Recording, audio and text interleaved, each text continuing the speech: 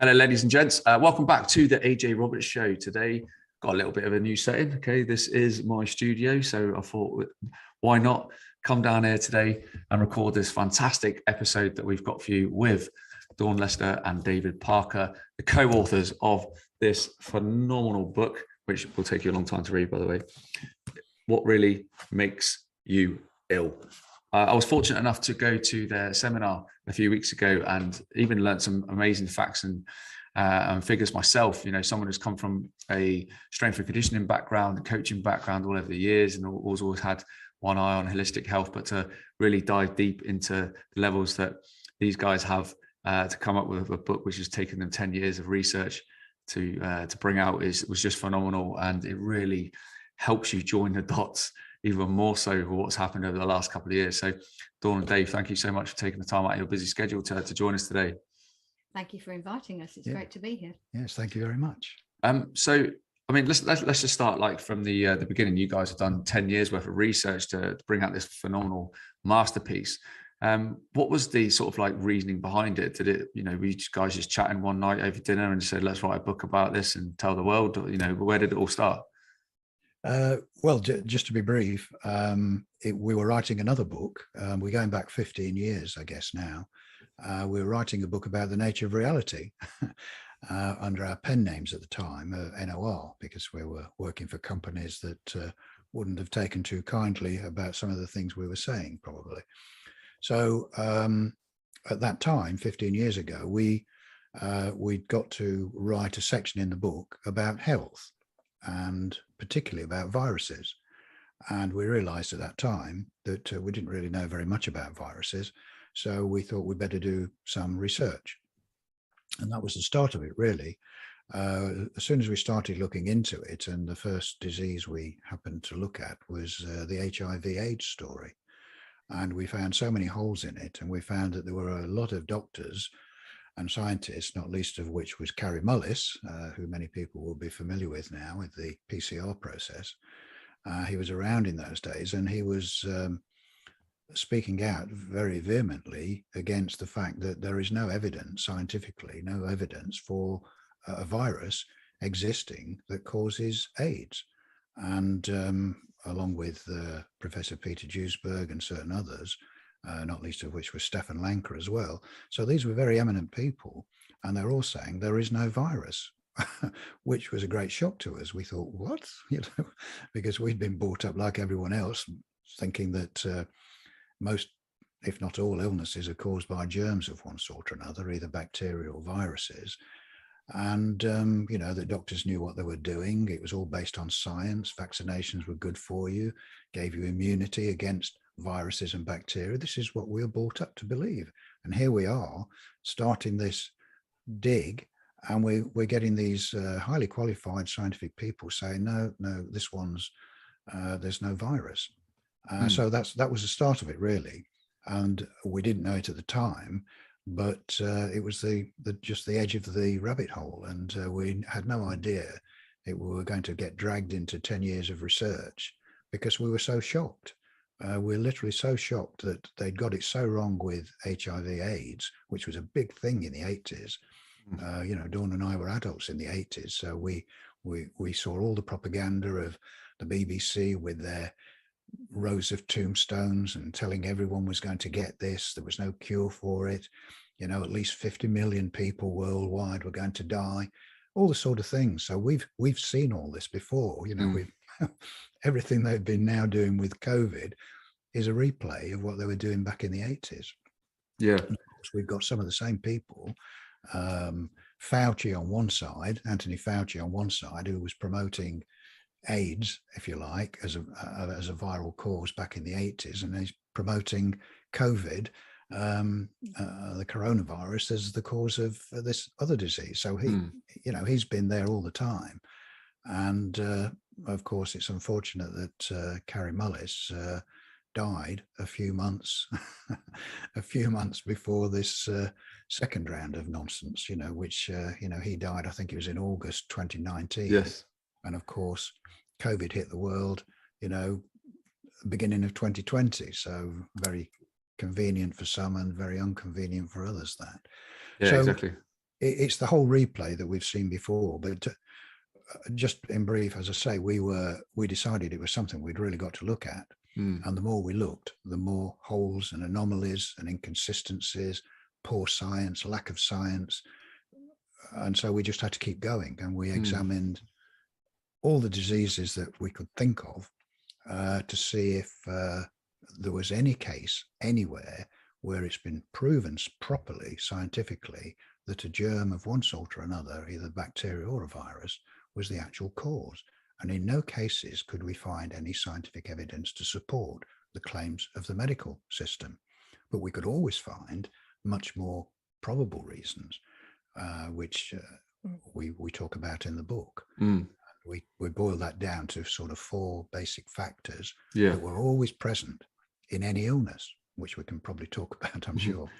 Yeah, absolutely. And it's just astounding. And like, even like having an understanding of myself prior to coming to your talk, like even when I left, I literally sat in the car, like piecing it all together based on those 4 basic principles. So unless you haven't seen the 4 basic principles, or, you know, I'm sure it would be very simple to people when they understand it. But as soon as you hear them, you can suddenly just all these like alarm bells start going off, and you start pitching it all together straight away. And I spoke to quite a number of the people who were at that talk on the coach on the way up to London last weekend, and you know, they all thought the same thing. You know, it's a fantastic thing you've done here. You've actually created not only a book to educate people, but a system which makes the penny drop very easily on quite a number of things. It's quite outstanding. Thank you. Dawn, from your perspective, obviously doing the book, it's taken a lot of research, many hours, I can see. In terms of like traveling around to get this kind of research, what kind of like extremities did you have to go to in terms of, you know, speaking to people, you know, in particular countries as well? Because obviously it's not just, you know, relevant to the UK, it's a worldwide thing, isn't it? Absolutely. I mean, we didn't actually travel, but we did connect with various people, including the Perth group. And, you know, it's very sad that Eleni Papadopoulos-Eliopoulos died recently. And she was very instrumental in exposing the HIV AIDS. Oh, yes, I did see that, yeah. Yes. But we did have contact with her associate, Dr. Valenda Turner. And we attended various sort of meetings. I don't know if you remember Joan Shenton. She was a reporter. She was reporting on the AIDS problems from the 90s. We were in contact with her, and various meetings with, I mean, as you can tell, we spent quite a lot of time on the HIV AIDS because it was such a shock. So we really wanted to sort of dive into it to understand it, which helped us to apply the same things to all the other diseases. So yes, we didn't sort of necessarily travel to meet people at the time, but we certainly were connecting with various people. Yeah. You know, other authors, other writers, scientists, you know, people like David Crowe. I can't remember now. Oh, sorry. We wrote. He did interview us. David Crowe did interview us way back in the day, as it were, and we had in those early days through Joan Shenton, who wrote an excellent book. I'm trying to remember the title of it. Positively False. And she went to South Africa and talked to Mbeki there when he was still president. So we had all sorts of contacts through various people, and it was through Joan Shenton and someone she knew that we first got in contact with Dr. Stefan Lanka. So back in those days, but we've since obviously had much closer contact with Dr. Stefan Lanka and talked to him, and he's interviewed us in the past as well. So it was networks that were built up over the 10 years. But as Dawn has said, a lot of it, we had to search the records for documents and papers that had been written, other authors. And of course, this is why it took so long, because you couldn't go to the library or something and get a book like ours, for instance, you know, that had compiled all this stuff. It was little bits, fragments here and there, papers that people had written, books that people had written. And we tried as well, as people will see who read our book, because we've put all the citations and references to our work in the back of the book. There's about 40 pages, I think it is. Of very extensive. So people can see we've not just made it up. It's all authentic stuff, and we've tried as much as possible, because it's a comfort factor for most people. They only want to listen to people who've got MD, or PhD after the name. Well, we are not qualified that way in the medical system. I mean, we are qualified, as people know. I'm qualified as an electrical engineer, and Dawn's qualified as an accountant. And people often wonder and say to us, well, how come you've sort of taken the medical system apart? And we said, well, the same way as anyone can. If you study something for long enough, that's how everyone starts. They start out not knowing very much, and if they apply their intellect and logic and are careful about their research and follow the evidence, which is the important thing, follow the evidence, don't single source things, and leave no stone unturned. And that's what we did. And as we found out, we were asking questions that the medical system never asked, because we talked to doctors about how they were trained, including doctors like Dr. Andy Kaufman. We've become quite good friends, and spoken to him quite a bit. And so we found out that their training was where the problem starts. As we often say, doctors are not evil people who all know what the real reasons are, but are keeping it from the public. They're just not trained that way. They almost learn by rote when they go into medical college. They're told this virus causes that disease, this bacteria causes that disease, and this is a treatment, which is always a drug of some sort. Yeah. And, well, I spoke to Dr. David Cartland recently, who is basically moving away from his practice down in Cornwall, was speaking out quite a lot about the atrocities that he's seen in the last couple of years. And when he was on the podcast, he said the exact same thing. We talked about his training and everything you go through as an MD and stuff like that. And there's so much stuff that's missing. And you, with the system that they have in place now, you can see exactly why people just feel that modern day doctors or GPs are kind of like glorified salesmen, in terms of are there to basically not treat the person, but trying to treat the disease with pharmaceuticals.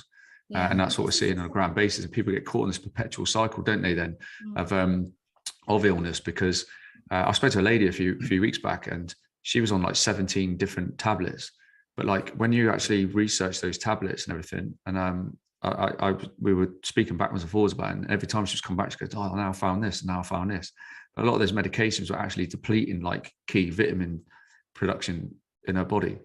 So it's just making her sick and sicker and sicker. And I know you cover a lot of that in your book. Yes, I mean, a lot of that cycle is because certain so-called medications produce side effects. And so there's another drug to deal with the side effects from drug A, so you get drug B, and then of course there are ongoing side effects, and then it's just dealing with these symptoms, side effects, so-called side effects, but they're obviously effects of the drug, because they wouldn't happen. But the sort of exposing the way doctors are trained it's not something that's sort of fairly recent, because we also came across the writings of Dr. Robert Mendelsohn. One of his books that we came across fairly early on is called Confessions of a Medical Heretic. I mean, he likened sort of modern medicine to sort of like a religion. He said, it's a belief. It's not, it's modern medicine isn't a science. It's, he said it's not a science. He called it the church. He called it the church of modern medicine, because he said it has its priesthood, with their special gowns and their special belief system, and he was an MD, very well qualified MD, but he was very scathing. And he said, if you ask a doctor, whatever they tell you, he said, if you ask them enough questions, you will always come to this, what he called this chasm of belief, because they won't be able to prove what they're saying. And it'll just be, well, you've just got to trust me. Well, that's just not good enough, is it? Yeah. And do you know, I think the biggest example I've seen in a long, long time of that is over the last couple of years, start of March, April 2020, and I talk about this on our talks with Harry, is how Dr. Fauci insisted that all medical professionals across the United States issued remdesivir to patients as soon as they come into hospital with any kind of potential symptoms of the disease. And then within 3 days, the people have got acute kidney failure, their lungs fill up with water, and then funnily enough, they're on a ventilator. And these masses of qualified GPs, MDs, were all singing and dancing, going, "Oh my God, we've never seen a respiratory disease like it. You know, it's affecting the kidneys." Of course it is, because you're giving them this drug, and which you're getting commission for. And then they're using it actively now, aren't they, in the UK, all over the place, which is giving the statistics the bump up that they need. You know, and there's no early treatment, there's no none of it, which is, again, has been a crime within itself. You know, the last couple of years, it's been literally like you either stay at home until you're blue in the face, or and there's no follow-up with any patients, which is another thing which is it's a lot of doctors recently, is the fact that there's no follow-up with people, seeing how they're doing. There's been no early treatment whatsoever. It's almost the hope that they end up in hospital, where they and this is the thing that I've said to so many people on every talk and a lot of podcasts is, please go and find me somebody who has passed away at home from COVID-19. Well, we've often said, I try and say it in any interview that we're in, whether it's a live one or an internet one, that we challenge anyone, anywhere, to give us scientific proof that even one single person has died from COVID, because no one has died from COVID. Lots of people will tell you that they've had relatives who have died of COVID, but of course they haven't. You can't die of something that's never been proved to exist. And as I often point out to people, if they remember when the government in the UK back in 2020, beginning of 2020, when they brought in their so-called emergency measures, one of the first things they did was ban autopsies on anyone who was supposed to have died of COVID. Now, that's very suspicious, isn't it? You think, well, why have you done that? Well, the reasons really, if you think about it, are obvious, because they know that if anyone did a proper autopsy on a supposedly COVID death, they'd know that there was no new disease that they died of. You know, it's a heart attack or something else. Yeah. So the fraud is very deep and sinister, and it's a great shock to anyone who does this deep dive when you realize that it's not just incompetence. There's a lot of incompetence, of course, but it's not just incompetence. There is a definite sinister agenda at the background of all this, and the government is implicated in it. And there's no doubt about it. You know, and I know people cry, "Oh, conspiracy theory." It's definitely a conspiracy, but it's not a theory. You know, it's a fact. There is a conspiracy, and it's costing hundreds of thousands of people's lives. Well, millions around the world. And anyone who wants to look at even in the UK, the government's yellow card system, will see that even they admit that at least 2,000 people have died as a direct result of the COVID jab. Well, and something like 1.5 million people have suffered adverse effects. And this is the government's own statistics. Now, we know that only maybe 2% of doctors actually fill in the yellow card system. So you can multiply those figures by a tremendous amount.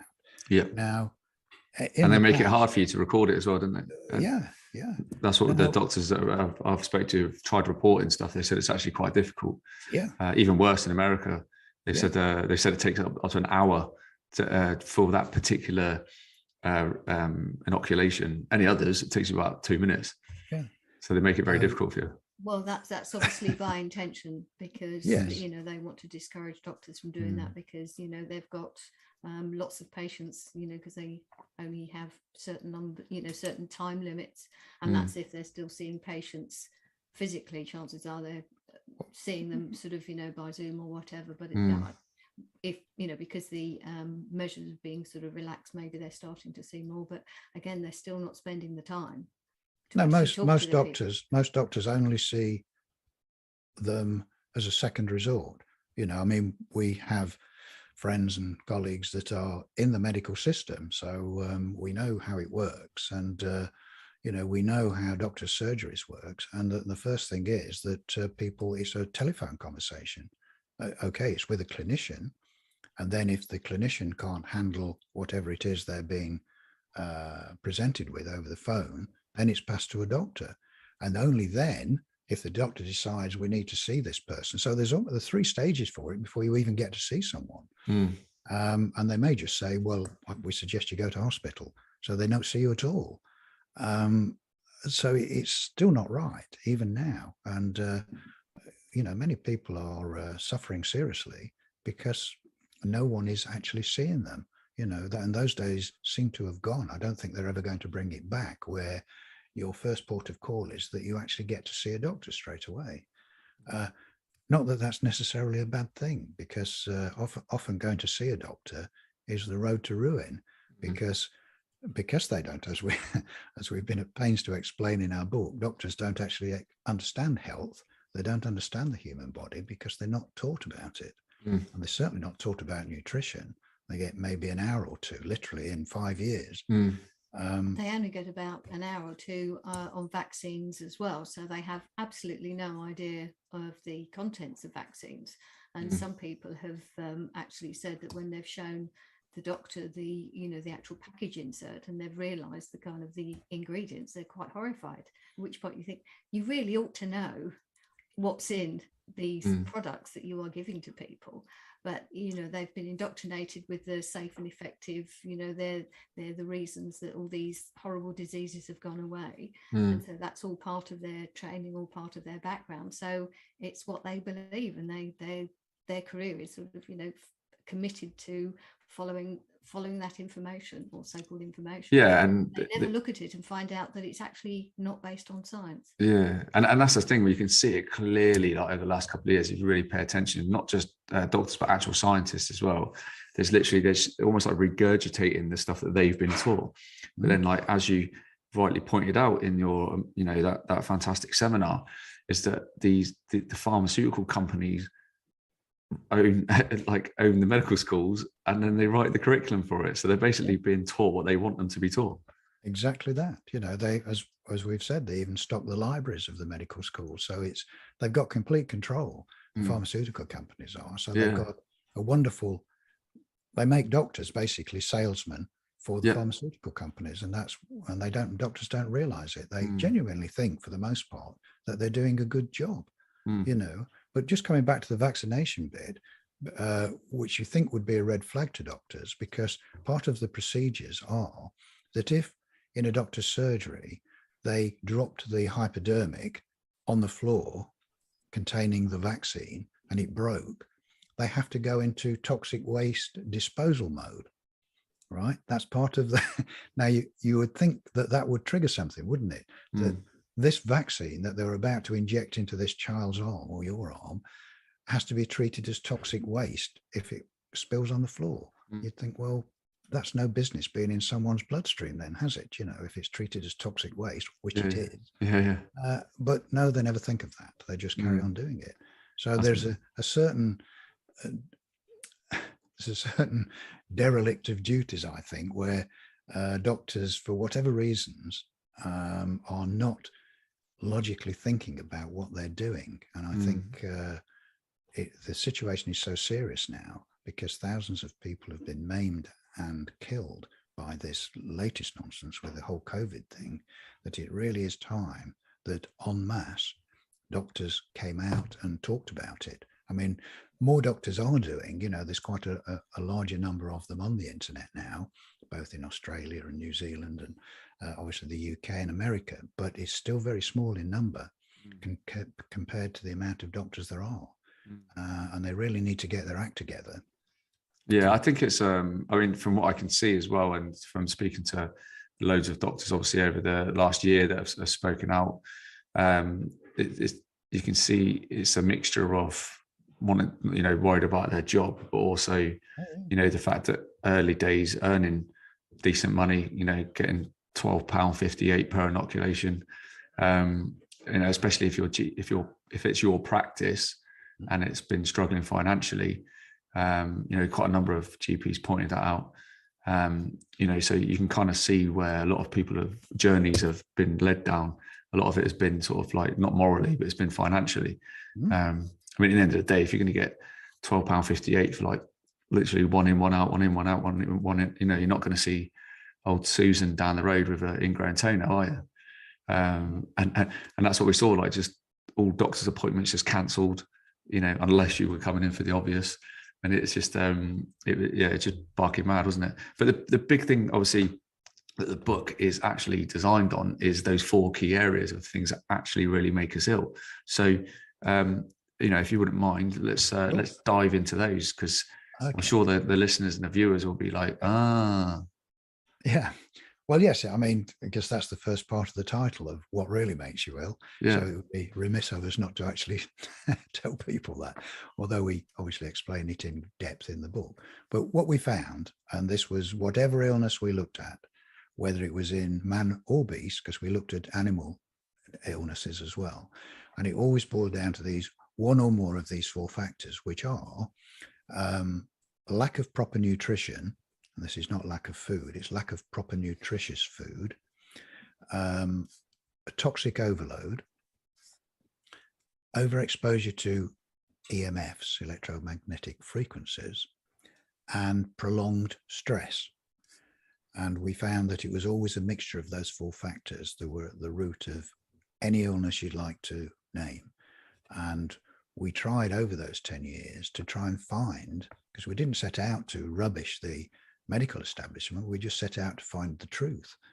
And so we tried to catch ourselves out. We tried to find diseases in man or beast, like looking at mad cow disease, looking at myxomatosis in rabbits, and looking at the Black Death. We went back into the 13 and 1400s to look at the Black Death. We looked at the 1918 so-called Spanish flu. We tried to find if there was anywhere that there was a disease that didn't meet those 4 criteria, and it was always the same. It was never what the medical establishment had said, and we could see the real reasons for why people got ill. Wow. And that's again why the book is so big. We explain all these things, and the misinformation that's been put out over the last basically 150 years, because that's sort of the time scale, I guess, of what we think of as modern medicine. And we went back to the origins of the germ theory to see how it all went wrong back in the beginning, and how doctors were trained, as we mentioned earlier. And we name all the diseases that we could think of, which are in the book. And we try to show where it's the causes are toxins. We show all the different areas where toxins could come from. And some of them are sort of what people might not think of. We talk about toxins in your clothes, for instance, which people might not think of, that their very clothes and how they're made, what they're washed in, what the dyes are, how they're dry cleaned, all of these things can soak into your skin. And I often tell the story of Liberace, the famous pianist. He's no longer with us, of course, a predecessor of Elton John, I think people who know. And it almost killed him, just the clothes that he used to wear on stage, and he used to sweat profusely, and then they had to go away and be dry cleaned every day and come back.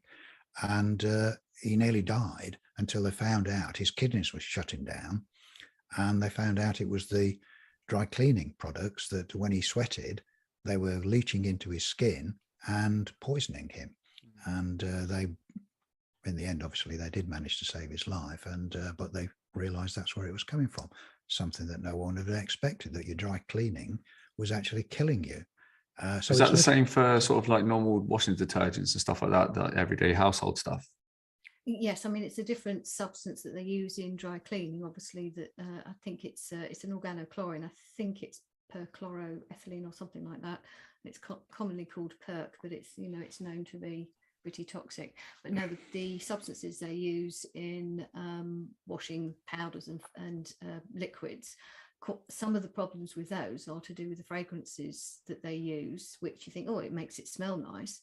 But when you start looking at the chemicals that they use to make those fragrances, they're actually pretty toxic too. And they're designed to be obviously to smell nice, but because I think they're volatile organic chemicals, and so if you're breathing those in, it's you could be contaminating your airways and your respiratory system that way. So yeah, I mean, you have to look at the labels to see the chemicals and start looking them up and realizing that they're not necessarily. Well, I guess that's just like one tiny little thing really, which hammers home the importance of taking control over your own body autonomy, because up until now, I mean, the last 2 years is a classic example of how everything's been taken away from us in terms of what we're responsible for. And I don't mean like snatched away. I mean, just over time, things have been put in place so you don't need to think about all these things. Your own bodily autonomy, your own bodily health, taking control of it, not needing to rely on your doctor, which is what we've seen in the last 2 years. It's literally been like, oh, if I'm ill, I'll get something off my doctor. And it's been the same if, with the inoculations and that, oh, if I have a reaction, it's my doctor's fault, and it's that kind of mentality has been driven into and created, hasn't it, by environment. In the same countries, it's very, very similar. I've lived in Australia, spent a lot of time in Canada, and you can just see it's the same in every country. So obviously we've got like toxins with clothes. Obviously water is another one. Air pollution. I mean, we always recommend to people as a first port of call is to make sure that their water that they drink and cook their food in is clean, because it isn't. What comes out of your taps is not clean. I mean, we know that they add 2 toxins to it, chlorine and fluoride in many places. But of course, because the water treatment plants are not very good, you get trace elements of pharmaceutical products and agricultural pesticides and insecticides. So you get all sorts of things in your water which you would not be aware of. And of course, over a period of time, every day, you're taking in small amounts of toxins, which adds to your toxic burden.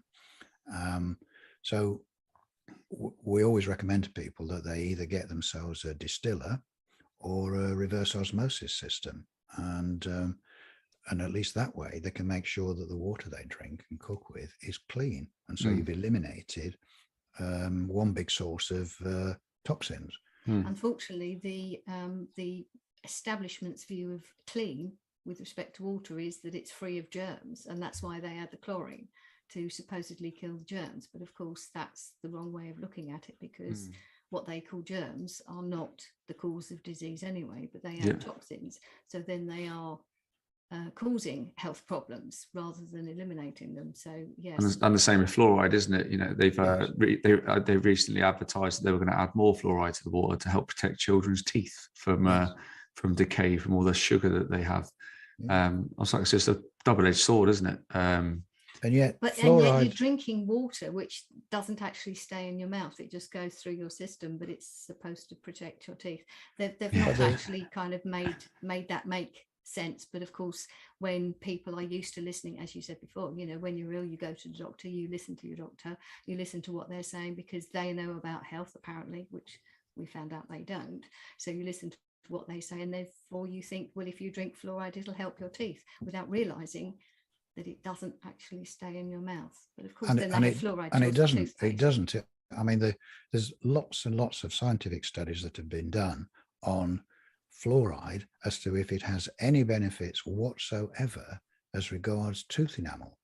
And all of the scientific studies show that not only does it have no beneficial effects whatsoever, it is actually detrimental.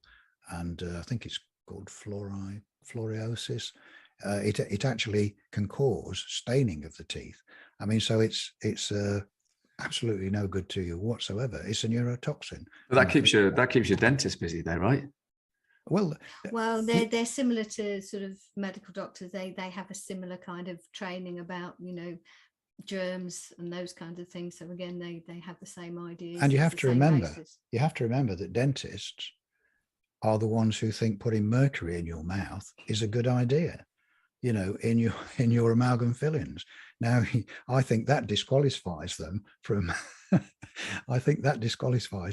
being anyone you can trust with your health when they think that's a good idea. And they still defend that even today with fallacious arguments of, oh yes, well, once it's made as an amalgam, it no longer is a problem in your mouth. Well, which has been shown to be absolute rubbish, that the off-gassing from amalgam fillings, is detectable and measurable. It can be measured, the mercury. So every day with your amalgam fillings, you are being poisoned by the decay, literally, of the amalgam fillings. I mean, we write about dentistry again in our book and explain that just how toxic it is. And a lot of people do try to get rid of their amalgam fillings and go for different ones which don't contain mercury, which you is... You have to be very, very careful. You do. You have to go to the right people, because it has to be done in a it has to be done in a particular way to make sure that when the mercury fillings are, or the amalgam fillings are removed, that they're removed in the right way, so that you're not then taking in a huge amount of mercury back into your body, because that could be highly, could be very harmful, detrimental. could be harmful. Very detrimental. So you have to, other than the fillings and stuff like that, obviously we find mercury in some fish products as well, don't we? It appears. I mean, it appears in vaccines themselves. Yes. You know, they try to tell us now that that it's not there anymore in many of the vaccines, but that's not true. You know, they use it in the process of producing a vaccine, and it doesn't get rid of it entirely. And so again, you would think, I mean, mercury is one of the most poisonous substances known to man. Why anyone would think it's a great place to put in your mouth in a filling, to me, is crazy. Or to inject it into your arm or your child's arm. You know, this is, you would... words tend to fail you. You think that whoever thought these ideas up in the first place must literally be insane to think that that was a good idea to do that to people. But there's mercury. Mercury has a long history of being used as a medicine, so it's not like it's a new thing that's only happened in the sort of through the 20th century. You know, it's hundreds of years of being, as I say, used as a medicine. Like arsenic has also been used as a medicine. So, you know, the idea of poisoning bodies to make them healthy has a long history. So there's a lot to overturn here. But it's time for people to realise that what's happening in the name of health. Oh no, absolutely. And then to top off, you know, our fillings, our food, our water, and our clothes trying to kill us, we've got EMF overexposure, which is obviously getting worse and worse, like every day, isn't it? Because obviously we're surrounded by more and more technology. We know full well that the governments all around the world use the first lockdown as cover, basically, to install mass 5G masts everywhere. You know, something we talk about on my talk. So a lot of people don't actually know that the 1 hour window you were allowed to go and do exercise in that first lockdown was just actually to reduce your exposure to potential EMF threat whilst they were installing all these 5G masks, because of what happened in Wuhan when they whacked it right up and all these people dropped dead, frothing on the floor, body popping, which was the video that made me straight away go, something's not right here. And they said it was like a flu-like illness. Because I always use the analogy that my granddad used to say, like the 100-pound test, where if you've got £100 and I put £100 cash next to your bed and you can roll over and grab it, you haven't got flu. And that's why I said, like, well, that guy's got a suit and a briefcase. He's not getting out of bed, walking down the street. And that's what happens, you know, with the whole EMF thing and with the 5G install. And it's quite, every single talk we do, you can just see people go, no way. You know, that those curtain twitchers next door that were like, oh, he's been out twice today to the shop. Do you remember those? All that period we had to go through. But it was literally to get those 5G masks rolled out.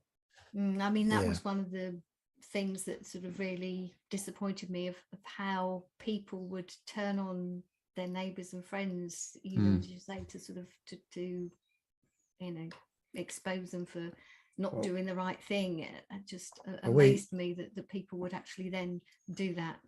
We have friends, of course, not as I mentioned, not only who are in the medical system here in the UK, but also in the police.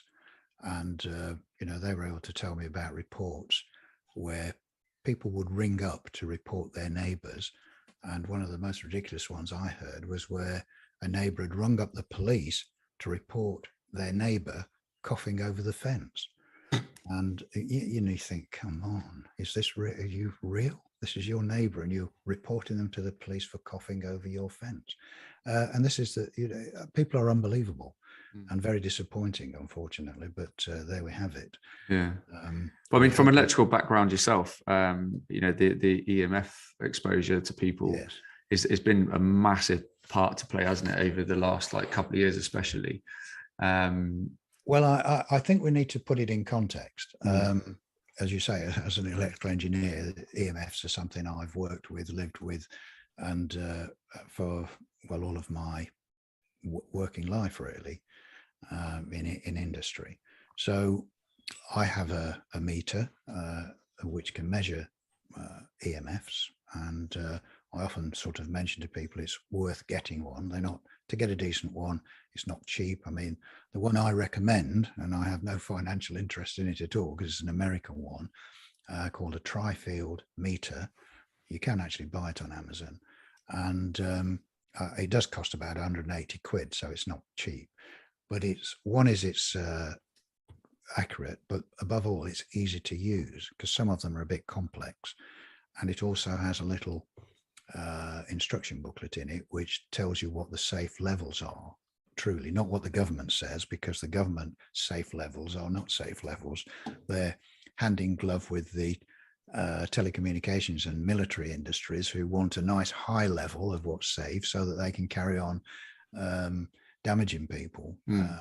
So that meter tells you what are actually safe levels, and so it's easy for people to use, very easy for people to use. So they can do a sweep of their own house and see where the high levels or maybe excessive levels of EMFs are, but they can also see through the wall. It can see through the wall. So if you live in a semi-detached house or in a flat or a terraced house, you can see what's coming through the wall from your neighbour, so that you can, as I often say, move your favourite armchair away from the wall if what's coming through the wall, you were sat next to their router or something, which is just on the other side of the wall. So EMFs, because the body, just so people understand how it works, because the body has an electrical system as well as a chemical system, which is often forgotten because the pharmaceutical companies only address the chemical system. Everything they give you is basically a chemical of some sort. And they don't, because they don't understand or are not interested, probably both, they don't attend to the electrical system of the body, which is just as important. I mean, the ancient systems of acupuncture do address that, where what they're doing when they stick needles into what they call meridians, they're actually trying to unblock where there are blockages and in the very subtle electrical system of the body. But without that electrical system, and if it gets disrupted, we would die. I mean, the brain and the heart and blood circulation rely on the body's electrical system. So because it's very subtle, it's easy for that to be pushed out of balance by outside powerful electrical fields. And that's really what the danger is that we have now. So it's impossible to completely eliminate your exposure to them. So the only thing you can do is look for ways to mitigate your exposure to them. And so we try to give people some advice on that. And again, one of the ways is to scan your house and see where it's coming from. I mean, when I first looked at these things some years ago, I had, for instance, in my house, the cordless telephones. And I found out by doing the measurement that the base stations put out a tremendous amount of energy, particularly when you've got the phone off the base station and walking about your house, and into a detrimental level. So one of the first things I did was chuck them out, even though they worked perfectly. But what price health? So I got rid of those, and a wired telephone, the old-fashioned wired telephone. But of course, most people use their mobile phones. So again, we always recommend, well, don't put them next to your head. Keep them away from your body. Use hands-free. If you're in the car, because you get an amplified signal in a car, because it's a metal body, an insulated metal body, is unless you're really desperate to use your phone, switch it off, put it on airplane mode, switch off your Wi-Fi on it. Most people leave their Wi-Fi and Bluetooth switched on all the time. So your phone, when you're away from your home Wi-Fi system, it actually increases its power to try and find a Wi-Fi system, and you're exposed to that. Well, if you don't need it, is switch that, at least switch that part of it off. So there's all sorts of little measures that people can take to protect themselves. And you've got little Faraday boxes and cages you can put this stuff in at night time, can't you? Like, rather than have it next to your head. It's something that I've been doing like a lot recently is not even, well, I was starting to keep the phones out of the room and actually just get an alarm clock, because, you know, rather than having like emitting all this stuff next to your head. And since exactly. you know, and I don't know whether it's a placebo effect or what at the minute, but I can tell the difference in my sleep. No, it definitely will. That's one of the things we recommend to people is never take your phones into your bedroom. Don't have electronic devices in your bedroom if you can help it, you know, because they do disrupt sleep patterns. So it's all of these little measures. You can't, I mean, some people have asked us, well, could you make your house a Faraday cage? Well, you could, but it'd be very expensive. And also, of course, your phones and Wi-Fi and everything in your house won't work then, because nothing can come in or out. But also, which some people don't realize, if you did go to that trouble to make your house a Faraday cage, you'd actually be cutting yourself off from the Earth's natural frequency, which is about 8 hertz. And that's quite essential for your biorhythms to operate properly. So you don't want to do that. So these are the things that people have to think about. So EMFs are an increasing problem. But again, the body is very resilient. And if you can minimize, and there are lots of things, some of the ones we've just mentioned, minimize your exposure to EMFs, the body will keep recovering. But if you're living next to a 5G mast, of course, then you may have to seriously think about what you can do.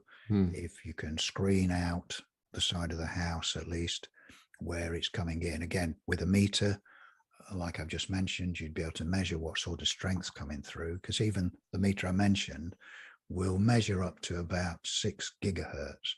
Now, I know some 5G can go up to 10, 20 gigahertz, but that sort of meter will measure, so you'll know if 5G is present, because it can measure up to 6 gigahertz, because a lot of the meters you can buy, which are cheaper, won't measure that. They won't detect it. But that particular one will. So it's really a case of finding out what you're actually being exposed to, and you can only do that by having a meter. There's no other way of knowing. And then mitigating your exposure wherever possible. Laptops, for instance, you know, that's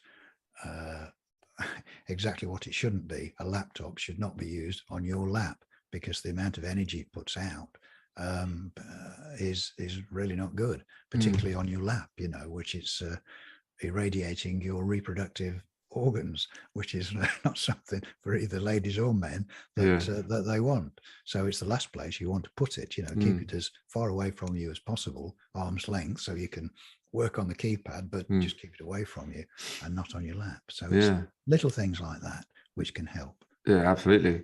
And Dawn, the other one was prolonged stress. Obviously, in the fast action-paced world that we seem to have been placed in, you know, not just here, but in many other countries around the world, you know, you can see the prolonged stress in people, because, you know, they're getting up in the morning, they're often going to a job they don't like, they come home, they talk about and whinge about it. You know, then I got to sort of kids out, I got to do this, got to do that, you know, but prolonged stress, or stress itself, shows up in many different ways, doesn't it? It does. But the word sort of stress can cover a whole multitude of kind of aspects of how the mind works and how we function. But I mean, just those everyday stresses can be difficult. But of course, that's the way the system's set up, to make people need to earn the money. So they have to go out to work, and they've made it more and more difficult for there to be just one breadwinner in the house. So it means both parents have to work, and then the stresses and all of that. But they're the everyday stresses. But of course, over the last 2 years, everyone's been around the world been put under this extra stress because of the fear mongering. And this is again by intention, because they know that being in a constant state of fear, people are not able to think clearly. They're more likely to not be able to function sort of optimally.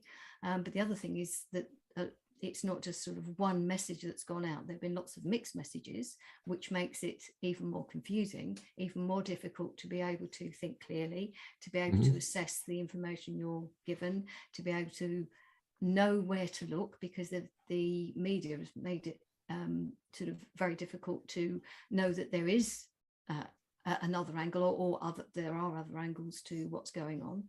So they don't know, because there is no debate. So people have only been hearing one side of the story. So they're just having this constant stream. And up until fairly recently, it was pretty much all day, every day about all of this, the pandemic and everything that's been going on. But this is not just sort of the fear mongering. And we know the behavioural insights team. We know that all these organisations like Tavistock know how to affect people's behaviour by affecting how they think, by putting out this information propaganda. I mean, that goes back to Edward Bernay's 1920s, late 1920s, 28, 29, something like that.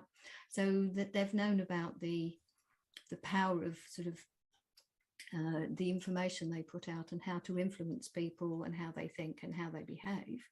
And the more stress you put people under, the less capable they are of thinking. But it's more than just affecting how the mind works, because how the mind works affects how the body functions. So under that intense stress, the body is not functioning optimally, because it affects the system, the hormone system. And when hormone system's out of balance, then there's all kinds of problems that happen in the body. I mean, there's a whole cascade of different things that affect the hormone system, the endocrine system, that then have detrimental effects, because again, hormones, the things like serotonin, melatonin, these are affected by the hormone system. So again, that goes back to sleep. So when people are stressed, their sleep is affected. If they're not sleeping properly, they are tired the next day, and the whole sort of irritation, stress. And sadly, this is not by accident. This is intentional, to keep people in a particular state so that they are not going to be looking at what's really going on. They're concentrating on this particular narrative that's being put out, so they're not looking at necessarily what's behind it.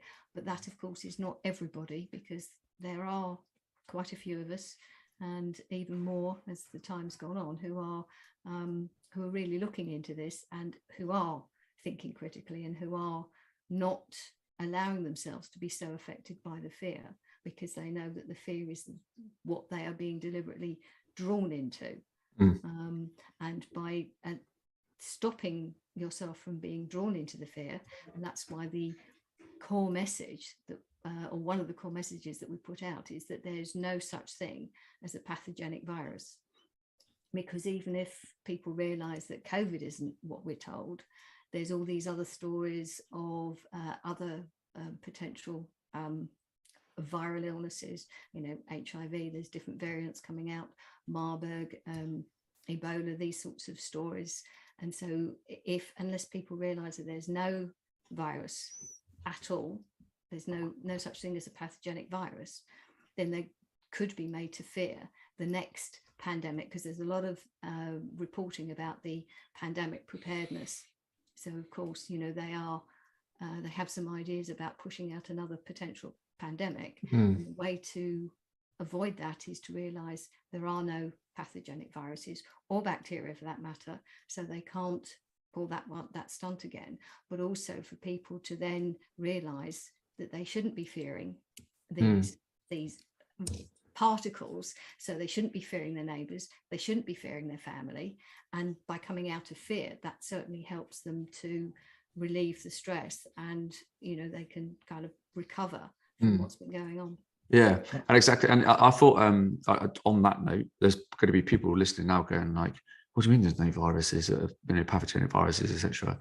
I took my kid to a chickenpox party, like, and they all got it. Like, for the benefit of the viewers now, and I thought you explained it great at the seminar. Would you mind just touching on that, just so that because I'm sure people have a like.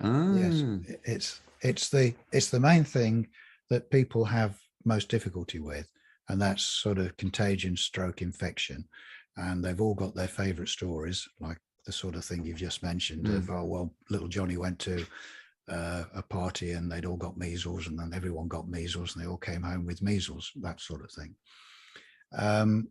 Well, basically, at these, as we explain, at these parties, the first thing that we try to get through to people is, first of all, and measles is a favorite one because it was proved in a German court only a few years ago that there is no virus that causes measles. This was the famous case that Dr. Stefan Lanke took to court twice in Germany. And it was proved, the medical system, he offered 100,000 euros to anyone who could prove that a virus caused measles. Okay. And the very first court case that it went through, they decided that a virus did cause measles on the basis that everyone said that a virus caused measles. Very unscientific, but that's really what, so, bless him, Dr. Stefan Lanke said, well, that's not scientific. A virus causes measles because everyone says a virus causes measles. We need to see some science behind this.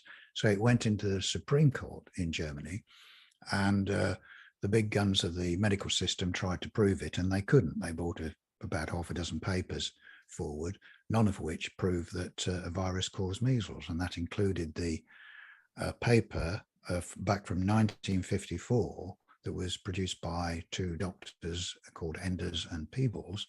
And you can still see this paper around, where they tried to prove a virus caused measles. And at least they were honest enough, when you read the paper, to say that it was actually inconclusive, that there could have been other factors that were actually killing the cells in their petri dish, which there were. They poisoned it with antibiotics and various other substances, and they'd starved the cells to death by leaving them for 5 days in the petri dish. But nonetheless, virologists can carry out that same test even today. They have done for the last 70 odd years. And that's why it's inconclusive and erroneous. Yeah. So first of all, you've got to ask people who think their little Johnny got measles is, well, first of all, there is never been proven that there is a germ that causes measles. So then you have to ask yourself, well, what could it be? And there are a number of factors, not least of which is, in a party environment, children get excited, so their metabolic rates increase. So that often induces a detox mechanism, and the skin being the largest organ of the body, it will detox any toxins through the skin, which will come out as rashes, blisters, spots of one sort or another. Also, in the party environment, children are eating all sorts of what I call toxic waste, so it's jellies and cakes and fizzy drinks, and all of which have got artificial colorings and preservatives and things like aspartame, which is a carcinogen. Although it's a sweetener, but it is carcinogenic. It's extremely toxic. And these are all the things that kids are taking on. So they've got an increased metabolic rate. They're taking in a load of extra toxins. The body's going to want to get rid of it. Also, children of a certain age have all been vaccinated, or the majority have gone through a vaccination process at the same sort of ages. So they often start to detox at a similar age. So this is why you often get groups of children exhibiting these, what the medical establishment called childhood illnesses, but it's just the child's body is detoxing the amount of toxic material that's been put into it over the last year or two. I mean, I think they start. So by that point, they've had measles injections. Sorry? By that point, they've already had a measles injection, haven't they? Yes, the MMR is. Yeah. I can't remember what age, but yes, they'll have had quite a lot. Yeah, I mean, and you said actually in your seminar that like when that the measles vaccination was brought into circulation, like based on the fact that they still couldn't prove that a bacteria or anything caused the germ caused the virus in the first place, the cases of said disease started like rising through the roof. Yeah. I mean, the measles as a point in case, if you look at the statistics, measles had almost died out, and they bought if I remember right, they bought the measles vaccination in 1968. So it's not that long ago. And measles had almost disappeared. But then, of course, it starts, as you said, on the rise. And this we found with all of the different diseases. Although the medical establishment claims that vaccinations, all of them, were the most beneficial thing for mankind because it got rid of all these killer diseases, diphtheria, smallpox, and all the other things, typhoid. But when you look at the statistics, all of those diseases were almost on the bottom line of the graph before any vaccinations came in at all. I mean, there were no mass vaccination programs, or the main vaccination program started around the late 40s. And that was just for some of them. But the diseases had already bottomed out at the bottom of the graph. And this is all historical fact. You can see it. So this where groups of people seem to all get a particular illness, or let's say that they exhibit symptoms, because as we found in our research, there aren't lots of different diseases. There are just mixtures of symptoms. And all of the symptoms that you get, whether it's a cold, so-called, or flu, or measles, or anything else, they are just symptoms of the body trying to detox whatever it's been poisoned with. And I mean, the body detoxes naturally every day. And if your body is healthy, provided with the right level of nutrition, because it needs that to be able to detox properly, then you won't even notice it. It's only when either you're not providing the body with the correct levels of nutrition, or you are exposing yourself to excessive loads of toxins, or maybe even both, excessive loads of toxins and low nutrition, which is a double whammy, as it were, then you will exhibit these much stronger detox mechanisms, which can make you feel pretty ill. But then people call it either a cold or flu or COVID or something else. But this is all it is. This is the body detoxing. So it's really something to welcome, that the body is doing its job of getting the toxins out. Yeah. And the worst thing you can do is actually take some kind of medicine to stop the symptoms, because you're then stopping the body from doing what it does naturally. Because it's then got to push out the toxins that you've just put into your body. Well, there is that, but the whole idea of taking medicines is so that you can feel better and get on with your day and carry on being a productive little worker bee. But that's the wrong way of looking at these symptoms, because these are your body's way of looking after itself. And if you take something else, as you say, that's toxic, that the body will have to deal with later, you're getting in the way and you're not helping the body heal itself.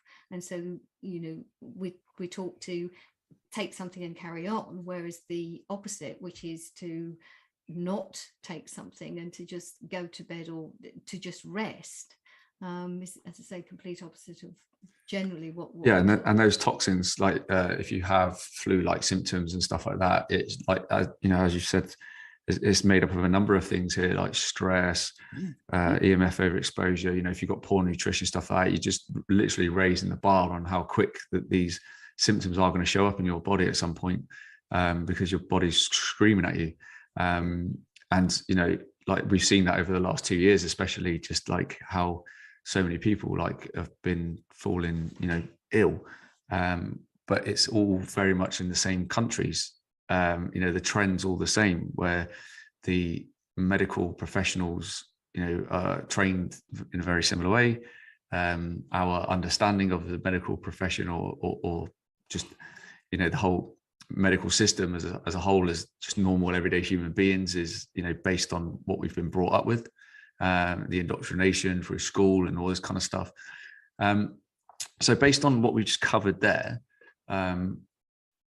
if I was to give you a scenario, which I think a lot of people would be able to relate to over the last couple of years. So if we had a number of people within a large group who have had several of the COVID inoculations, because there's loads of talk about like shedding and stuff like that. And I know you talked about your seminar you touched on it. You get a number of people within a large group, but I say you got like 30 people, and at least 20 of those have had several of the COVID inoculations. Many of them have been getting ill, which is what we've seen over the last 2 years. Like pretty much everyone I know who's had at least 3 of these shots have been really quite ill. But they spend, they're in a room for a number of hours with people who haven't had any inoculations. People with these without the jab suddenly fall ill, and then their family members start getting all the symptoms and stuff like that. Because this is what's happened en masse like over the last 2 years. I speak to people about it all the time. What's showing up there? Like what's really like at play? Okay, well, there's a few factors at play here, because we've been asked about this by various groups of people, both in this country and America. And sorry, just to interject before we start, go on. And people are showing symptoms of flu-like symptoms and loss of taste and smell. Yes, and sometimes even worse than that. We've had groups of people who've exhibited some very particular symptoms, not least of which was this crushing headache with the feeling of knives, their words, knives being poked into their brain. Quite specific symptoms and very debilitating. And that would be accompanied by a high fever, a complete loss of energy and appetite. And this would last for 2 or 3 weeks. So quite something. And we found groups of people, particularly in the London area, who had been exhibiting these symptoms at around the same sort of time. And so we wanted to look into that. And I can only give you speculation, really, because I looked into it, and I even talked to Dr. Andy Kaufman about trying to see if we could get toxicological reports to try and see what it was, because we knew it couldn't be a germ for all the reasons that we've talked about. So we knew that basically what we're dealing with is poisoning of one sort or another, whether it's from EMFs or from a toxin of some sort. Anyway, cut a long story short, both Andy and I agreed that from a toxicological point of view, it was almost impossible, because you've sort of got to know what you're looking for before you find it, as it were, which is particularly if it's something new. Because, as you know, in the UK in particular, we've got Porton Down, haven't we? The chemical warfare plant living on the south coast. It's probably the oldest one in the world. Now, we know that they've been caught out a number of times over the decades of experimenting on the populace of the UK by having modified vans and lorries drive through towns and villages, spraying out toxic material, obviously unknown to the populace, so that they could see what sort of effect it would have on them. And there's been some quite detrimental effects particularly down in the south west, with miscarriages and all sorts of things in the past. So, this is the sort of people we're dealing with. They're monsters, really. And all totally illegal. Now, is that accompanied with spraying of the skies as well? Because it's just relentless. I'm seeing it constantly all the time at the minute. We've got chemtrails as well to deal with. But we know that Porton Down also, one of their favourite tricks was to spray toxic substance in the London Underground, because it's a nice confined atmosphere, isn't it? A nice confined, it can spread through. And they've done that in the past. And I believe, I can't prove it, but I think that's what they've done again. Why these groups of people, particularly in the London area, I mean, it's not just London, but there was quite a lot of it there. And I think they've done it again. Do you say that's the same for the Euros as well? Because in the Euro, when the Euro football was on in the Euros, so many people got sick in the summer. I've never seen anything like it. I've never known so many people get ill in the summer in my life with those flu-like symptoms. I think so. I mean, I was talking to a lady literally only the other night at the last talk we did, and they'd actually been, because they're all activists, and they'd actually been doing a demonstration not far from Porton Down, in actual fact, and the whole crowd came down with sickness, and they said that they knew they were under surveillance. They were being overflown by helicopters, So it's hardly surprising then the whole lot of these people suddenly became sick. So you can bet your life they were sprayed with something. So what I'm trying to say to people is, when groups of people become sick, the first thing we know for sure is it's not a germ. So the only thing you're really left with is, and the most likely thing is, poisoning of one sort or another. And because the authorities have done this a number of times in the past, so it's not like, oh, this is something new. Surely they wouldn't do that. Well, no, they do that. And they've been caught out. It's on the records. They've been caught out doing it a number of times. So I wouldn't be at all surprised that they do it again, as I say, because it would fit in with their narrative at the moment, where it's COVID, oh, well, all these people have become sick. Well, yes, of course they've become sick because COVID's on the loose, but it's induced. It's induced by the authorities to fit in with their plans. I mean, it's easy to poison people. You can spray stuff in the air, you can put stuff in the water. It's very easy to. And there's another factor that I'd like to just remind people of, because it's often forgotten now. Back in the day, people used to be familiar with HAARP, HAARP, the high frequency emitter in Alaska. Well, there's a number of HAARP stations around the world, and they are capable of, not only, people only think of them of sort of modifying the weather, because that's the only thing that the governments will admit. First of all, they didn't want to admit that these high frequency emitters existed at all, but they're so big, cover such a large area, you can see them on Google, I think. It's impossible to deny them. And then they tell us that they've closed them down and don't use them anymore. Well, that's just not true. But these high frequency emitters can, very sophisticated now, they can direct high frequency beams to anywhere in the world, by bouncing them off the stratosphere and ionosphere. Now, again, that if you think about it, they have the capability of not only mood changing, affecting people's moods by different frequencies, but obviously making them ill by different frequencies, because they're basically just high-powered EMFs, and they are very directional with these things like HAARP. So they could direct a particular frequency into a particular town, relatively, small areas, and could affect the populace that way. So there's several ways that they're at the disposal of the authorities, where they can target certain areas and induce bouts of sickness, either through, as I say, the high frequency emitters, or through literally simple spraying toxic material about, either in chemtrails or through, because the HAARP system connects to chemtrails, doesn't it? Like, from what I've read, in terms of like nanoparticles and stuff like that. And basically, for the viewers and listeners who've never really heard or seen anything about this, like, look up in the sky and see like the amount of stuff that's been sprayed out the back of planes. A lot of people go, oh, it's contrails, where it's not. It's actual proper chemicals which have millions and millions and millions of nanoparticles, and don't they, which these high frequency antennas connect to. And it literally can control the weather, geoengineering. I've got somebody who's an expert in this who's going to come on the show in a couple of weeks to actually explain, just how detrimental this is. And again, you've only got to look in the sky and go like, oh, it was really sunny a minute ago, and the next thing you see all these chemtrails, and then there's this real haze over the sun.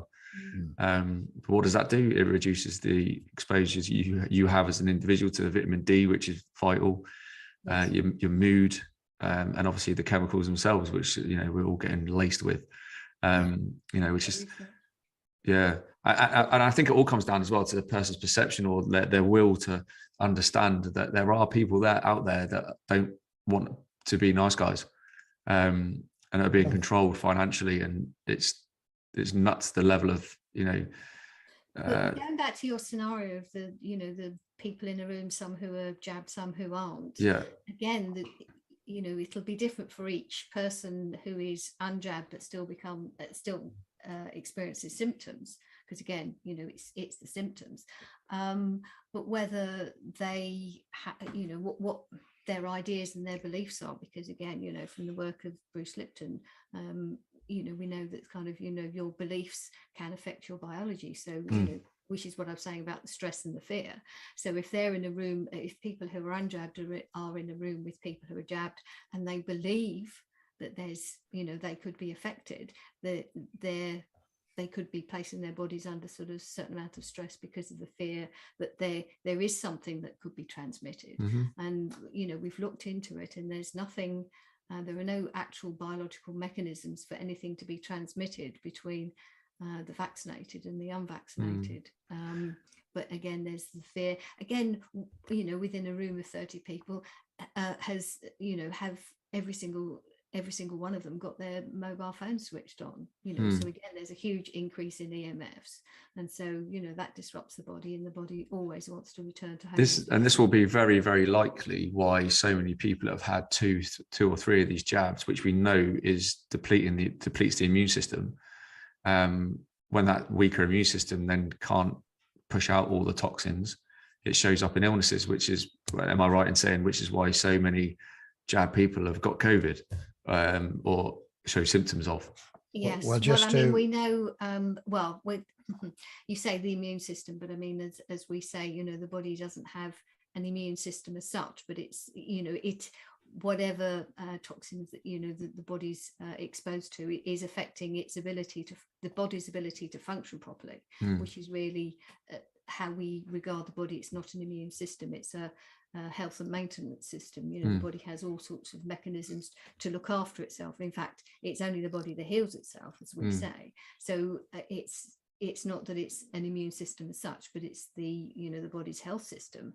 And yes, the more poisons you put into the body, the more overloaded it becomes, the less ability it has to function properly, and that then weakens its ability to, as you say, deal with more toxins, and more toxins damage more tissues and more organs, and then the organs aren't functioning. The body's also trying to push out toxins. But again, the more chronic conditions are not seen in the same, the symptoms aren't the same, but it's more of a lack of ability to function properly. Organs are not functioning properly, and that's where these chronic conditions are. The immune system, because I think we probably ought to say a little bit more about it, or should we say the lack of an immune system, because that's obviously quite a big thing for people to get their heads around, and we see many doctors talk about it even today. They talk as if the body does have this immune system, but as Dawn said, we prefer to call it a repair and maintenance system, because the immune system is a myth that is propagated by the medical system, because it ties in hand in glove with vaccinations. Immunology, yeah. Exactly. Where they, for your listeners, basically they say that the body has an immune system which they can boost and bolster up by giving you a vaccination. And if they give you this vaccination for whatever disease it is they've chosen, that the body will then produce antibodies, which will then be specific to the disease that they're immunizing you against. And that these antibodies, specific antibodies, will then circulate around in your body for years until that unhappy day when that particular germ attacks your body, and then the antibodies swoop in and kill it. That's basically the theory. And it is just that. It's never been proven, and it is complete nonsense. The body doesn't produce specific proteins, because that's what these antibodies are supposed to be. It does not produce specific proteins for a specific injection. And if you think about it, because germs don't make you ill, why would the body need to have an immune system that produces antibodies to protect itself against viruses and bacteria? Well, it wouldn't, because it knows very well that that's not what attacks it. But it does have to have a repair and maintenance system to dispose of toxic materials. Okay, so that's why we try to re-educate people about the body not having an immune system, because it's a misnomer, and it's only propagated by the medical establishment so that they can justify why they need to keep giving you vaccinations.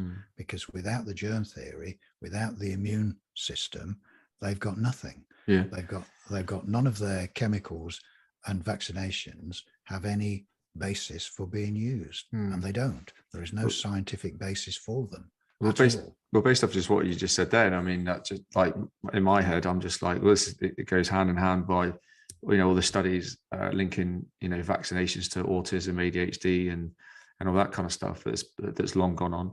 Because since just when I was at school, so, I mean, the number of vaccinations that are offered to children from a young age and teenagers and stuff like that has risen massively. I think there was like 17 or something when I was at school. Now there's like 80 or something stupid like that. But then I can't remember anybody at school that's ever diagnosed or labelled, autistic or ADHD. And I know people quickly say, yeah, but things have changed and lifestyle and stuff like that, and they were just naughty kids. One of my brothers is probably on the spectrum, but again, we were all inoculated as kids. We've all got a little, Masonic books, and I serve my kids. It's just it's what you're drummed, to think this is what you actually need when, from the minute you're born as a healthy human being, your body's already working to do exactly what it's supposed to do. And I think that's what's, again, that like body autonomy has been taken away from people, like from birth almost, and then when you're signed over to the state with your birth certificate, that's another podcast coming up soon, but it's just the crazy, isn't it? How much control, they just want over like everybody, like that, your mind, your body, like everything you do, your patterns. Hence why the behavioral scientists were brought in to study us as a population. It's just, it really blows your mind. There's not much positivity about it, is there? It's just all like it is. But I think the positive thing to take away from it is that full understanding of it, and then you can see it really with clear, open eyes, can't you? Yes. And that's really what we do. Why we wrote the book and why we promote our work is to set people free. It's the old saying, isn't it? The truth will set you free. Yeah. And we thought, well, if at least we can give people the information so they can take back control of their health, so that they stop being ill and stop dying prematurely, because this is what's happening, then at least they that's a big thing, isn't it? That's a big thing to set people free, because health is a natural thing. And doesn't cost you lots of money. Being healthy is natural for the body. Being unhealthy is not natural. And unfortunately, the medical system, because it doesn't understand the human body, because they're never taught how the human body works. It's a business plan set up back in the day by the Rockefellers and the petrochemical industry, and all pharmaceutical products are petrochemical in origin.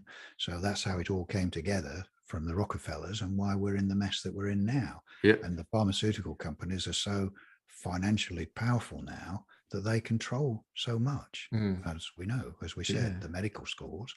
And so they train doctors to be pharmaceutical salesmen. And this is why we're in this mess. And you've got the field of virology, and you've got virologists who are trained in similar ways. It's not that all virologists are evil people. We looked at how they're trained and what their processes are, and it's just mistaken. And that goes back to that very first 1954 Enders and Peebles test for, and they use that same test, which is erroneous and proves nothing.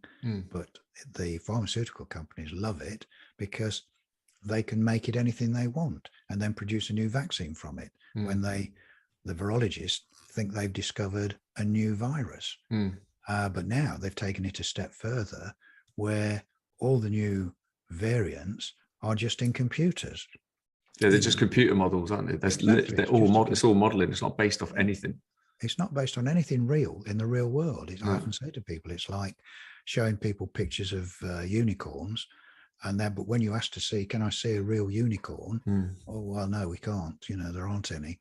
But we've got a nice picture, and that's really all you've got. You've got nice pictures on computer screens, but no real actual substance behind them. That's been the case the whole time, though, hasn't it? I had Astrid Stuckelberger on, who was a researcher, director of research for the WHO and UN and stuff like that, and massively spoken out about it all. And she said, whenever there's a supposed new virus in town, you've got to go straight to where case zero is and try and break it down. She said, but there's never been anything even similar or in anybody. And again, to this day, there's never been a single part of the virus from anybody that's been isolated to this day.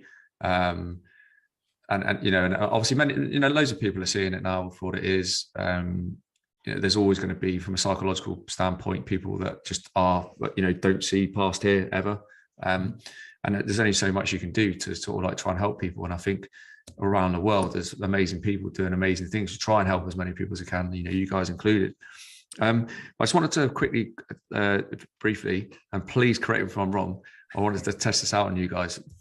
I just wanted to go through a quick timeline based off the 4 things that make us ill, to see straight away where people will see straight away how this shows up and has shown up in their life for the last 2 years. Okay, so based off the fact that the four main things that make us sick are lack of proper nutrition, toxic overload, which could be anything from like clothes, water, air, fluoride, chlorine, EMF overexposure, and prolonged stress. Okay, so March, April 2020, we get this is when, it was earlier than that, wasn't it? It was like February, you know, you started seeing things in Wuhan and stuff like that. The media started drumming stuff into people.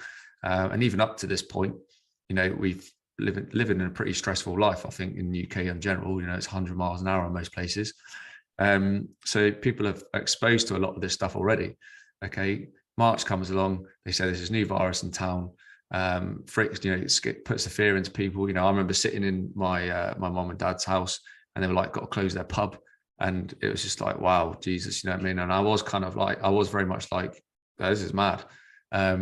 You know, I hadn't made my mind up on anything at all, just like, you know, trying to work it all out. People, it was then miraculously reduced from a highly infectious disease to a non-highly infectious disease.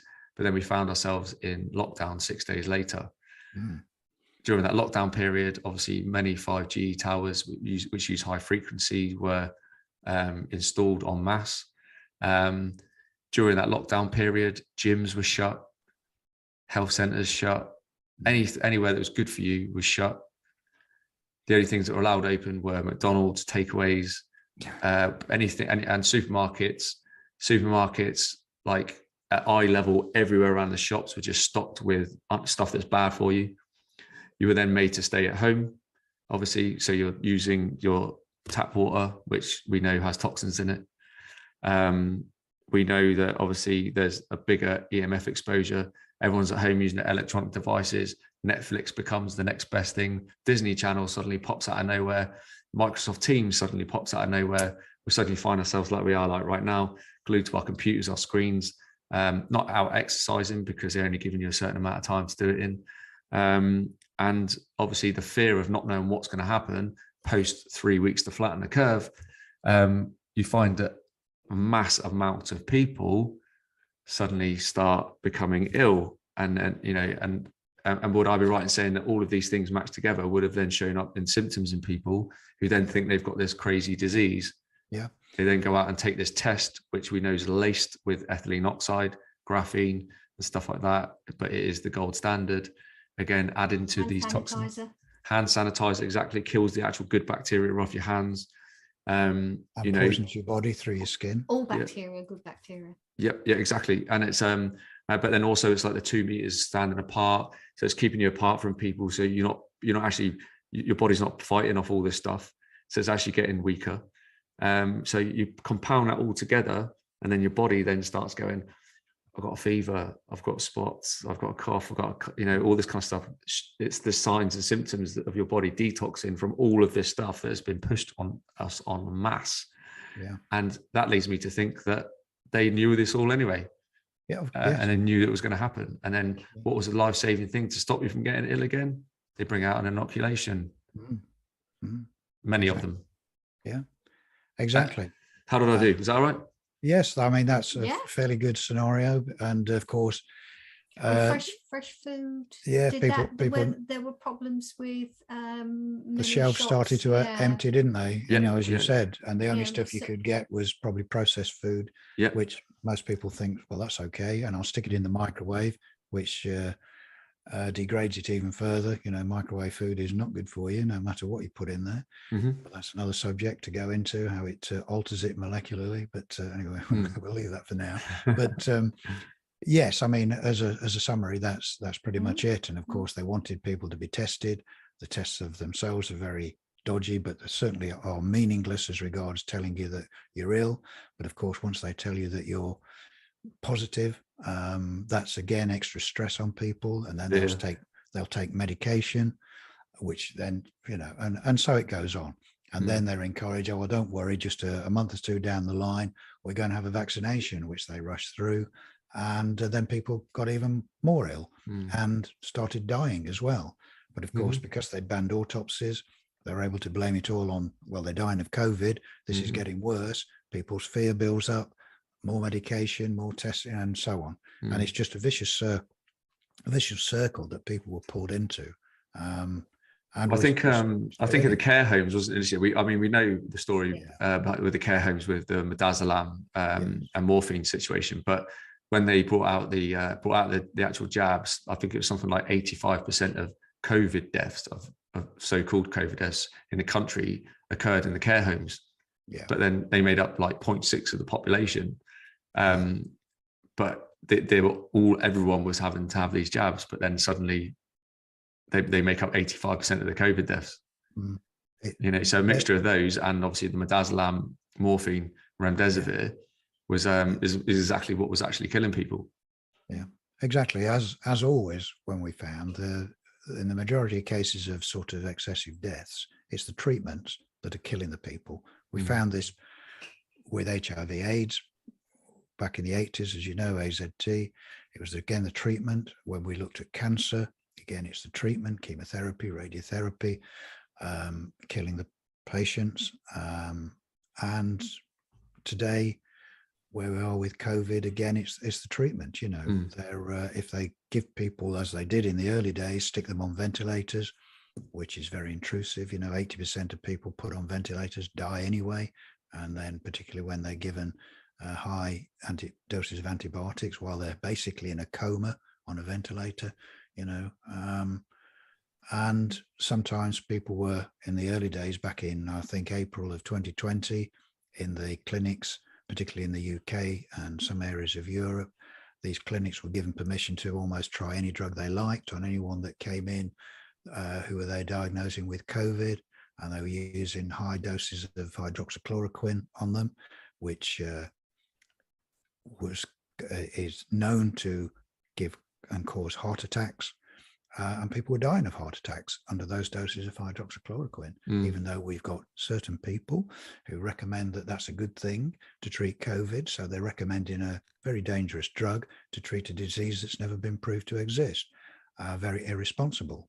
But we've got people doing that. The same with ivermectin, and we've got people on the supposedly alternative media recommending two drugs there to treat a disease that can't be proved to exist. And both of those drugs are shown to be toxic and were designed to treat things. Well, ivermectin was designed to treat worms in horses, and hydroxychloroquine was designed to treat malaria. So why they should think it'd be a good thing to treat this COVID with it, I don't know. But they did the same with AIDS back in the day, with encouraging people to want AZT, because that was being told by doctors, that doctors were telling people that was the only thing to treat and prevent AIDS. So you'd got the populace, certainly the homosexual population, were demanding it. They're demanding it. Why shouldn't we get it? We need it to protect us, not realizing that's what was killing them. And of course, you've got the same thing where they whip up the public, and you've got these irresponsible people saying, yes, we should be able to give people hydroxychloroquine. They should be able to get it, or ivermectin, or both. And people swallow it, literally, and it can make them ill. I know there are reports that, certain COVID patients have taken ivermectin and they felt much better. Well, one is COVID doesn't exist in the first place. So whatever ailments they were having, taking something like ivermectin, if they did actually feel better, and these are sort of anecdotal things, it's very difficult to prove, then it would only be equivalent to taking paracetamol if you've got a headache. It may mitigate the circumstances. It doesn't get rid of whatever the problem was that was causing the headache.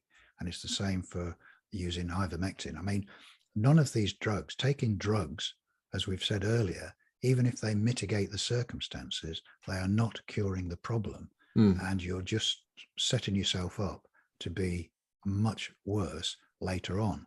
not only because you've now taken a very toxic drug, which your body's got to try and get rid of.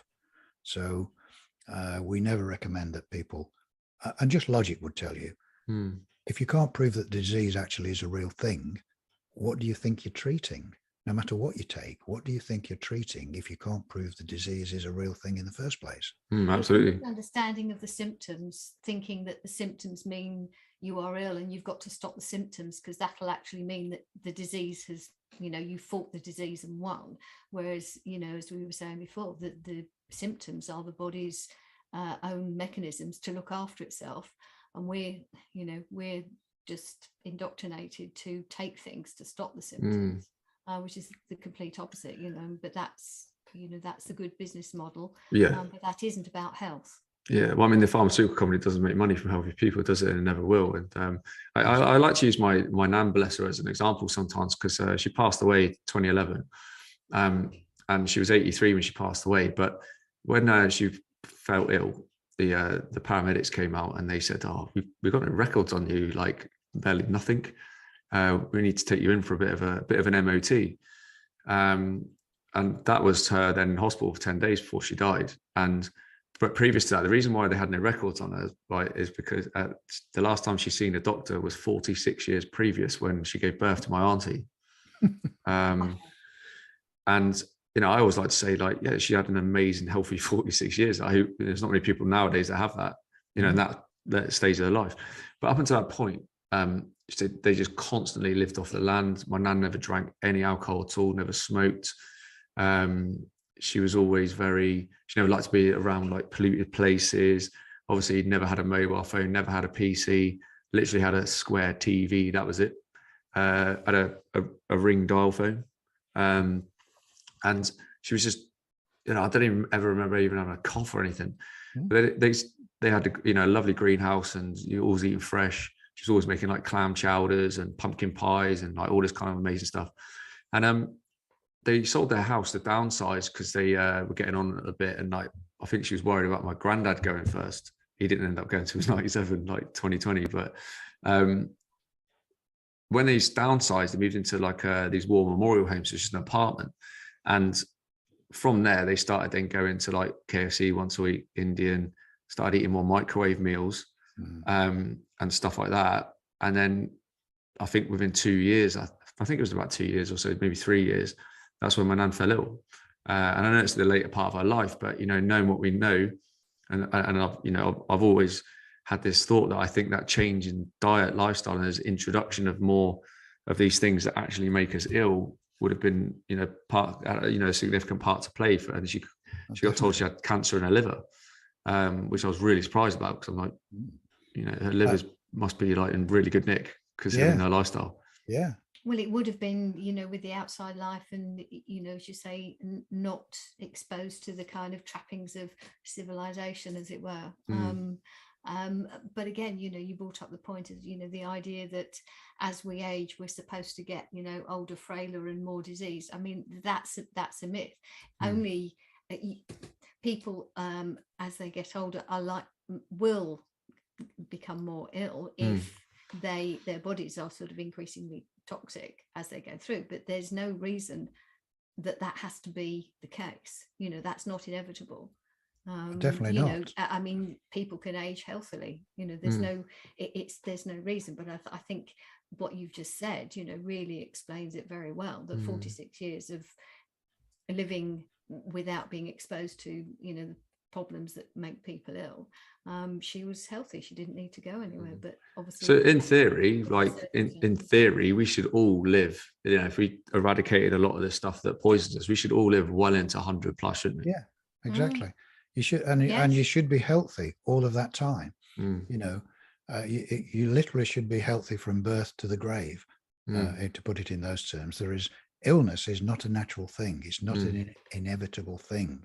It's an unnatural thing. And we know, and that's really what the book is explaining, we know what things it is that make us ill. And they, for the most part, are avoidable. It gets more and more difficult. But unfortunately, going to the doctor is not the best thing to do, because they can only prescribe, because that's all they know. they can only prescribe toxic materials, Yeah, which are yeah, going to make you ill. That's yeah. they don't know any better. It's Yeah, and simple. it's just a cycle, isn't it? Of well, kind of doom and gloom, really, unless you do something about it. Yeah. And on that note, what's the best small things, changes that people can actually do right now to actually increase, or reduce the amount of sort of toxicity that we're exposed to? Well, I the think first thing is to your get rid of food. the fear of germs. Yeah. Yeah. And then I you like that. won't be using things like hand sanitizers. You won't be looking for antibacterial soaps and products. You know, if it's got antibacterial, then you don't want it because you know it's got a toxic substance. So losing the fear of germs will make you automatically start changing the products that you use. Also to look at the kind of products that you use, and to even for sort of simple household cleaners, you really don't need these toxic chemical products. You can use much more natural things, things like sort of bicarbonate of soda and lemons and those sorts of things. You can clean, do a lot of cleaning with much more natural products. There are more products out there that, but again, you have to be careful about the label natural.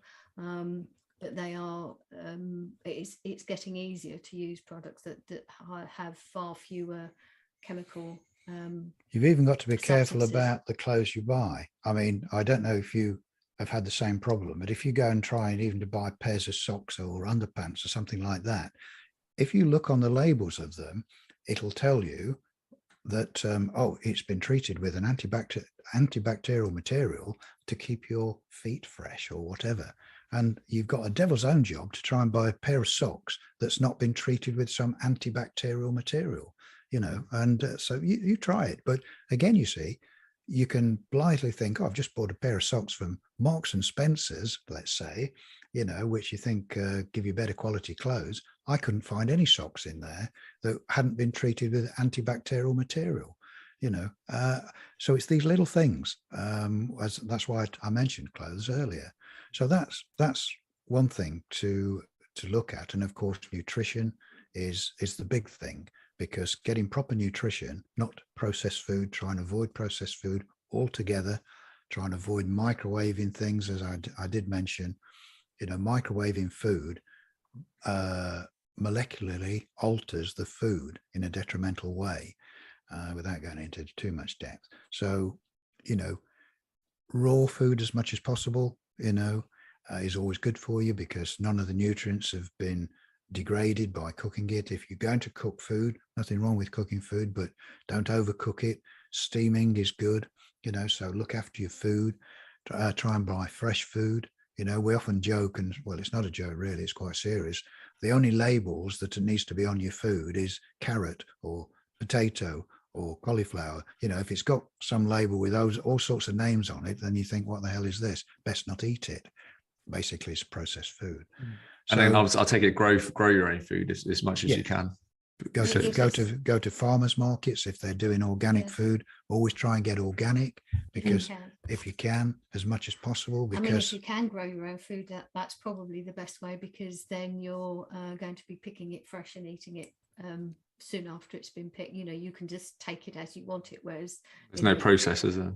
Yeah. But also the timing between actually picking it and then eating it, it starts to degrade slowly. But again, unless you can go shopping every day and buy fresh food. But again, if you're growing your own, that's the kind of ideal, if you like. So awesome.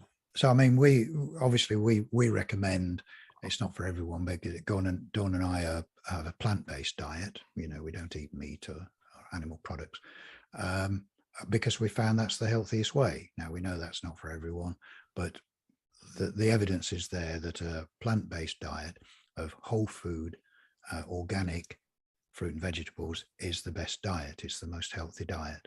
And that's the diet that gives your body the best nutrition and the antioxidants, which are in that fresh fruit and vegetables.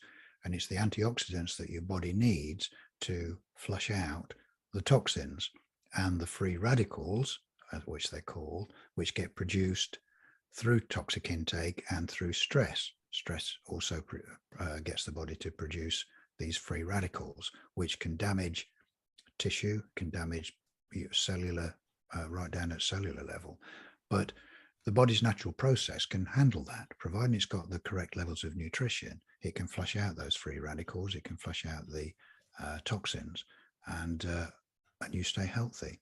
But if you get that imbalance of not correct nutrition and a higher intake of toxins and stress and all the rest of it, then that's when the body starts to deteriorate. We're not trying to scare people. It's a question of providing people with information that in fact is empowering, because it means they can actually take responsibility, and then they can, take back, body autonomy. They're in control of their own lives. Certainly, it's a starting point to be in control of your own health. And that's what's going on in the last couple of years, is an attack on how we regard our bodies and their health. So, absolutely. And that's what it's to be empowering, not to be not to be scaring people. Health is a simple thing. Natural health is a simple thing. There are just a few basic rules which we've talked about, and that's it. And you can take control of all of those things and live a healthy life and a drug-free life. And absolutely. And that's what it's been like for so many people, not just you guys. Even like the stuff I do with the podcast, the talks we do, it's all been about empowering and helping people understand like what's really going on, so that you can take back control of and power of your own bodily autonomy, your own sovereignty, that's rightfully yours. And you're not just, if you want to be governed by people, then that's fine. Crack on. There'll probably be someone there for a little while to be able to do that for you. But if you want to take back, autonomy of your own body to live a healthy, fruitful life, then you need to start doing the research and, get amongst it. And in terms of research, obviously, people can get tons of it from your awesome book, What Really Makes You Ill. Dawn David Lister. There you go. Where will people find the book? Where's the best place for them to order a copy if they want to? Okay, well, they can't, if they go to our website, first of all, which is whatreallymakesyouill.com, so it's nice and easy. They can't buy the hard copy directly from our website. They can buy it from numerous, they can buy it from Amazon, obviously, because everything ends up on Amazon. All books end up on Amazon. But they can buy it from a number of online bookstores. I was even surprised myself to see that W.H. Smith online, you can buy our book from W.H. Smith, which I was quite surprised about, being a mainstream sort of book. But yes, you can. And sure enough, it's there. And actually, they've discounted it by a few quid, so you can buy it for £25 instead of £27 on Amazon. So amazing. But we have also done an audio version of our book, which you can only buy from our site. So if people don't want to buy anything from or they might like the idea of an audio book, which they can download to any of their electronic devices, you can buy that directly from our website, download it from that. There's a little sample on there, so you can sample a bit of it for free and have a listen to it. So there's that there. There's a Kindle version that people can get, but obviously that's only through Amazon. So there's various ways. On our website at whatreallymakesyouill.com, we put up all our videos and interviews like this one, so people can follow our work for free. We've got various blog articles there as well. Recently, because of the recent sort of nonsense about this new HIV variant, we put out an article to help people understand that, it's just more fear. It's just more fear mongering. So we kind of try and keep. But again, they're trying to get people all to be tested, aren't they? It's this testing thing, right? Status. There's this new variant, and it's highly dangerous, much worse than the first time around. So everyone needs to go and get tested. Well, we would advise people to have nothing to do with it. It was a fake the first time around, and it's a fake this time as well. So I said to people a few weeks ago, I was just like, if you actually look at the names of these variants, right? You've got Delta and Omicron. Just take yourself to a little map, look at what the islands are called in Antarctica, and you'll see Delta Island, Omicron Island, and look at the island that's in between them. It's called the Rothschilds Island. Right. Oh, interesting. Okay. I haven't seen that. It's all in your face. Yeah. And this is the kind of stuff, ladies and gents, that you could learn on mine and Harry's talks as we're touring the country, because we're basically getting this information to everybody while we can before we're taken out. No. But guys, it's been awesome to have you on the show. It really is. And I wish you all the best of luck and everything with the get around the country doing exactly what you're doing with the book, teaching people this fantastic knowledge of what really makes us ill. So thank you so much for taking the time out of your busy schedule to come on and share all that wisdom and overview. And I'm sure, I'm guarantee it, that people who watch this today will suddenly be able to go, right, there'll be a few penny dropping moments when they start linking things together, their own experiences over the last couple of years. And if that is the case, guys, please get in contact and share that feedback with us, because that's really, really important.